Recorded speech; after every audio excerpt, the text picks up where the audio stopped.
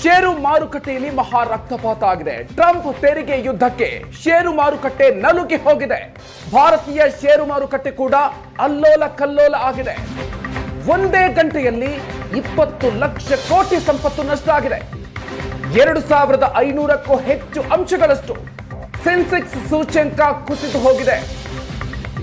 ಇನ್ನು ನಿಫ್ಟಿ ಸೂಚ್ಯಂಕದಲ್ಲೂ ಕೂಡ 800ಕ್ಕೂ ಹೆಚ್ಚು ಅಂಶಗಳಷ್ಟು ಕುಸಿತ ಆಗಿದೆ.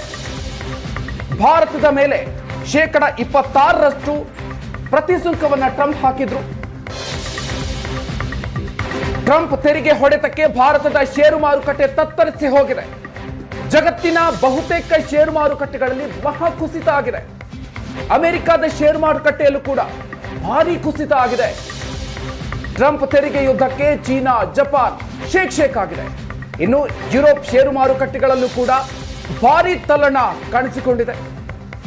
ಜಗತ್ತಿನ ಬಹುತೇಕ ಎಲ್ಲ ದೇಶಗಳಲ್ಲೂ ಕೂಡ ಇದರ ಪರಿಣಾಮ ನೇರವಾಗಿ ಬಿದ್ದಿದೆ. ಭಾರತದ ಷೇರು ಮಾರುಕಟ್ಟೆ ಕೂಡ ತತ್ತರಿಸಿ ಹೋಗಿದೆ. ಒಂದೇ ಗಂಟೆಯಲ್ಲಿ 20 ಲಕ್ಷ ಕೋಟಿ ಸಂಪತ್ತು ನಷ್ಟ ಆಗಿರುವುದು. ಭಾರತದ ಮೇಲೆ 26% ಪ್ರತಿಸುಂಕವನ್ನ ಟ್ರಂಪ್ ಸರ್ಕಾರ ಹಾಕಿತ್ತು.